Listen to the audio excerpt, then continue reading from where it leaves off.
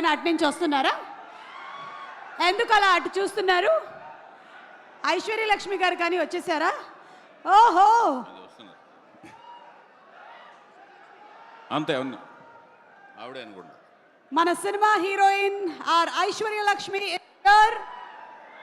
తను చేసినటువంటి ప్రతి ఒక్క సినిమాతోనూ ఒక బ్యూటిఫుల్ పర్ఫార్మర్గా పేరు సంపాదించుకున్నటువంటి ఐశ్వర్య లక్ష్మిని ఈ మూవీలో కూడా మనం ఒక డిఫరెంట్ కైండ్ ఆఫ్ క్యారెక్టర్లో చూడబోతున్నాము. ఐశ్వర్య లక్ష్మి గారు, very hearty welcome to you. Okay, so వినండి, మనము కొన్ని క్వశ్చన్స్ అడుగుదాము. దీనికి మా డైరెక్టర్ గారు సమాధానం ఏం చెప్తారు అంటే, రండి ఆ ఇమోజీస్ అటు చూపించు మన వాళ్ళకి.